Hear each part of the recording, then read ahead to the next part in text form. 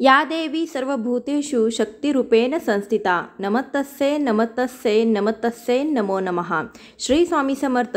आज आपण नवरात्रीमध्ये अखंड दिवा लावल्यास अखंड दिव्याची काळजी कशी घ्यावी, अखंड दिव्याला जर खूप काजळी आली असेल तर ती काजळी कशी काढावी हे मी तुम्हाला प्रत्यक्ष दाखवणार आहे। तर तुम्हाला जमत नसेल तरीही देखील तुम्ही अगदी सोप्या पद्धतीने काजळी काढचाला आणि तुमचा दिवा हा अखंडच राहील, तो विझणार नाही। यासाठी कोणकोणत्या टिप्स फॉलो कराव्या ते मी तुम्हाला सांगणार आहे।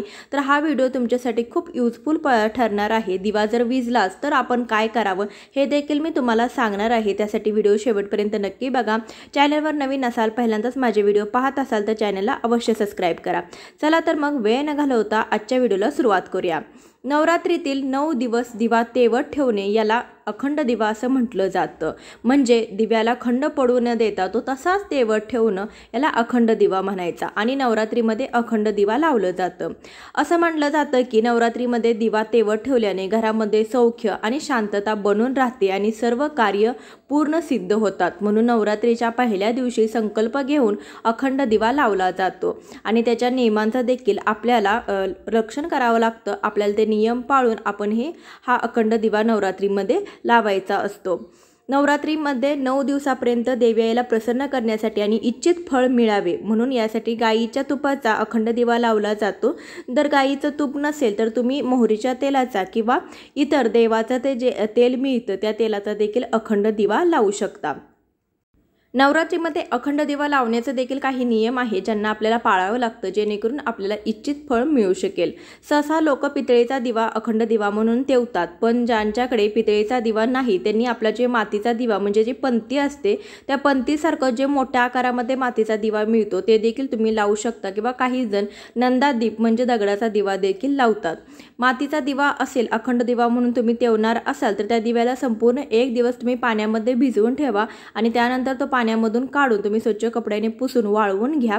शास्त्रानुसार अखंड दिवा लावण्यापूर्वी मनामध्ये काहीतरी संकल्प घेतला जातो आणि देवी आईला आपण विनवणी करतो की आपल्या सर्व इच्छा पूर्ण होऊ दे।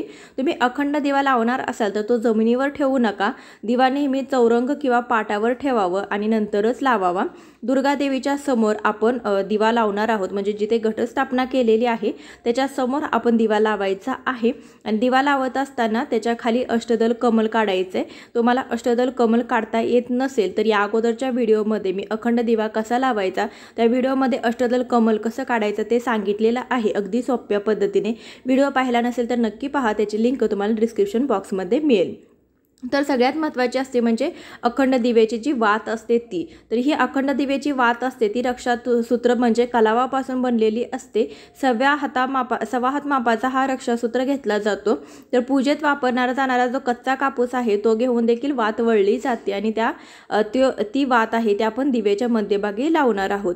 तुम्ही जर दिवा दुसऱ्या आकाराचा घेणार असाल त्याची वात पुढे असते, तशी जर तसा जर दिवा घेणार असाल तर त्या दिव्याचं तोंड आहे तुम्ही उत्तरेकडे करा। अशा पद्धतीने तुम्ही तो दिवा लावू शकता। अखंड दिवा मध्ये तर तूप घालणार असाल तर तो दिवा तुम्ही उजव्या बाजूला ठेवा देवीच्या आणि तेल घालणार असाल तर देवीच्या डाव्या बाजूला ठेवा। दिव्याला वारं लागणार नाही याची आपण पहिली काळजी घ्यायची। त्यासाठी दिव्याला जे काचेचं झाकण मिळतं तसा दिवा देखील तुम्ही घेऊ शकता, तसा दिवा देखील तुम्ही लावू शकता। अखंड दिवा घरामध्ये लावल्यानंतर घर कधीही बंद करून कुठेही बाहेर जाऊ नये। घराची दारं ही उघडी असावी, कारण की सूक्ष्म स्वरूपात देवी आपल्या घरामध्ये वास करत असते। त्यासाठी नवरात्रीच्या 9 दिवसामध्ये तुम्ही अखंड दिवा लावला असेल तर तुम्ही घरामध्येच राहावं। जर तुम्ही कामानिमित्त दिवसभर तुम्हाला बाहेर जायचं असेल तरी देखील तुम्ही संध्याकाळी घरी यायचं आहे आणि जाताना तुम्ही दिव्याकडे लक्ष द्यायचं आहे। दिव्यामध्ये तेल आहे का, वात उंचावलेली आहे का हे पाहून तुम्ही घराबाहेर पडायचं आहे। काही वेळातच घराकडे यायचं आहे किंवा तुम्ही घरामध्ये अखंड दिव्याला लक्ष ठेवण्यासाठी तुम्ही एखादा माणूस ठेवू शकता। घरामधील एखादी व्यक्तीला तुम्ही अखंड दिव्याला लक्ष ठेवायला सांगू शकता, कारण की अखंड दिवा कधीही एकटा सोडू नये, कारण की अखंड दिवा हा आपल्याला विझून द्यायचा नाही, त्यामध्ये खंड पडून द्यायचा नाही। तर इथे बघा दिव्याला काही तासानंतर मी जो दिवा लावलेला तुम्हाला दाखवला होता त्यानंतर काही तासानंतर त्यातलं तेल कमी झालेलं आहे आणि दिव्याला काजळी धरलेली। तर पहिल्यांदा तुम्ही बघितलं असेल दिव्याची जी ज्योत होती ती खूप उंचावलेली होती, मोठा प्रकाश दिसत होता। आता काही वेळानंतर दिव्याचा जो वरचा कापूस होता तो जळून गेल्यानंतर त्याला काजळी आलेली आहे आणि ती ज्योत आहे ती कमी झालेली आहे। दिवा विझू शकतो, थोडासा जरी वारा लागला तर विझू शकतो। तर आता आपण असा दिव्याची वात कमी झाल्यानंतर, तेल कमी झाल्यानंतर आपण दिव्याची वात उंचवायची आहे आणि त्याची काजळी काढायची आहे। तर काजळी काढण्यासाठी तुम्ही एखाद्या कात्रीचा वापर करू शकता किंवा एखाद्या चिमट्याचा वापर करू शकता। तर तुमच्याजवळ चिमटा असेल तर चिमट्याचा करा किंवा तुम्ही एखाद्या कात्रीच्या टोकाने देखील दिवा उंचावू शकता। तर दिव्याला कधीही तुम्ही हलवायचं नाही, अखंड दिव्याला न हलवताच तुम्ही तो उंचावायचा आहे। तर दिव्याची काजळी काढता तुम्हाला येत नसेल, दिव्या विझेल अशी तुम्हाला जर मनामध्ये भीती वाटत असेल तर पहिल्यांदा तुम्ही मातीचा असा एखादा दिवा घ्यायचा आहे। त्यामध्ये तुम्ही अखंड दिव्यामध्ये जे तेल घातलं होतं ते तेल घालून घ्यायचं आहे। त्यानंतर एक वात घेऊन आपण तो दिवा आहे, तो जो दिवा लावलेला आहे त्या दिव्याने प्रज्वलित करून घ्यायचा आहे।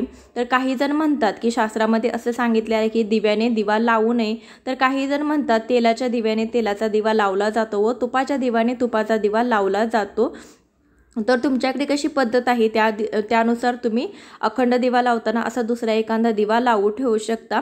तर तुम्हाला जर विझण्याची जर भीती असेल तर तुम्ही पहिल्यांदा असा एखादा दिवा लावून घ्या आणि त्यानंतर तुम्ही त्याची काजळी काढायला जा। काजळी काढायला जाताना आपल्याला दिवा हलवायचा नाही, अखंड दिवा हलवू नये, तर त्याच ठिकाणी बसून आपण काजळी काढायची आहे। तर तुम्हाला मी झूम करून दाखवते, तर जवळून बघा वात खूप संपत आलेली आहे। तर अखंड दिव्याची वात वर करत असताना तुम्ही अशा पद्धतीचा दिवा घेतला असेल तर तो खालून वरती वात ढकलायची। पहिल्यांदा आपण त्याची वात उंचावून घ्यायची आहे। तर बघा खालून पहिल्यांदा वात ढकलून घेतली, त्यानंतर जी वात आहे ती मी चिमट्यात धरून किंवा तुम्ही कात्रीमध्ये धरून वर करू शकता। तर बघा किती जी वात आहे ती आपण किती उंचावलेली आहे। आता त्याचा प्रकाश हा मोठा झालेला आहे, ज्योत मोठी झालेली आहे। जेव्हा ज्योत मोठी असते तेव्हा आपण काजळी काढायला गेलो तर ती ज्योत विझत नाही, त्यासाठी पहिल्यांदा आपण त्याची जी वात आहे ती उंचावून घ्यायची आणि अशा पद्धतीने आपण अलगदपणे त्याची जी काजळी आहे ती काढून घ्यायची। तर इथे तुम्ही बघू शकता अगदी सहज आपण काजळी काढलेली आहे। अशा पद्धतीने तुम्ही काजळी काढू शकता। तर एकदा वात उंचवली की आपण हळूहळू सगळी काजळी काढून घ्यायची। एकदा का तुम्ही काजळी काढली की हा दिवा आणखीन 2 ते 3 तासमध्ये छान प्रज्वलित राहतो, त्याला काजळी चढत नाही। तर अशा साध्या सोप्या पद्धतीने तुम्ही काजळी काढू शकता। तुम्हाला जर हे जमत नसेल तर नवरात्रीला अजून खूप वेळ आहे, त्या अगोदर तुम्ही 1-2 दिवस तुमच्या घरच्या दिव्यालाच असं प्रॅक्टिस करू शकता। कारण की आपण साधी चपाती जर करायला गेलो तर आपल्याला ती पहिल्यांदा जमत नाही। काही प्रॅक्टिस नंतर आपल्या हाताखाली जर एखादं काम बसलं तर ते काम आपण अगदी सहज करू शकतो। त्यासाठी तुम्ही अगोदर 2-3दा अशी काजळी काढून बघा। जर साधा दिवा असेल तर त्यातली वात तुम्ही सहज पुढे ढकलू शकता आणि अलगदपणे वात मोठी झाल्यानंतर त्याची ज्योत मोठी झाल्यानंतर त्याची काजळी काढू शकता। परंतु असा जर दिवा असेल तर तो खालून वरती करा आणि त्यानंतर त्यातली काजळी काढून घ्या। काजळी काढायच्या अगोदर दिव्यातलं तेल कमी झालं असेल तर त्यामध्ये तेल देखील घालून घ्या, म्हणजे ज्योत वर केल्यानंतर दिवा चांगला मोठा प्रकाशित होईल आणि काजळी काढताना दिवा विझणार नाही। तर अशा साध्या सोप्या पद्धतीने तुम्ही काजळी काढायची आहे। तर दिवा विझू नये यासाठी आपण दुसरा दिवा देखील लावून घेतला होता, म्हणजे आपण काजळी काढताना जर दिवा विझल्यास तरीही काही हरकत नाही, कारण की आपण दुसरा दिवा लावून ठेवलेला असतो, त्यामुळे आपल्या मनामध्ये कोणतीही शंका येणार नाही। त्यासाठी तुम्ही अगोदर एखादा दुसरा दिवा लावून ठेवू शकता, त्यानंतर काजळी काढू शकता। जर तुमच्या हाताखाली बसलेला असेल, तुम्ही सहज काढू शकत असला तर दुसरा दिवा लावण्याचीही काही गरज नाही, तुम्ही असं देखील या दिव्याची काजळी काढू शकता। अशा पद्धतीने तुम्ही जर अखंड दिव्याची काजळी काढली, अखंड दिव्याची काळजी घेतली तर अखंड ज्योत हा अजिबात विझणार नाही। तुमची नवरात्रीमध्ये अखंड ज्योत ही अखंडच राहील। नवरात्रीमध्ये अखंड ज्योत प्रज्वलित केली जाते आणि ती विझू देऊ नये अशी अपेक्षा असते। मात्र कुठल्या तरी कारणाने कधी ज्योत विझली तर अपशकुन झाला असं समजून घाबरून जाऊ नये। कधी कधी काय होतं, आपण झोपून उठल्यानंतर दिव्या विझल्याचं आपल्याला लक्षात येतं आणि आपण घाबरून जातो, अस्वस्थ होतो। तर त्यावेळी काय करायचं, त्यावेळेस लगेच आपल्या लक्षात आल्यानंतर आपण एक छोटा दिवा लावून घ्यायचा, म्हणजेच त्यातली जी वात आहे, अखंड दिवा विझलेला असेल तुमचा तर त्यातली वात काढायची, त्या वातीचाच आपण दुसरा दिवा लावून घ्यायचा आणि नंतर तो मोठा दिवा तुम्ही स्वच्छ करून पुन्हा लावू शकता।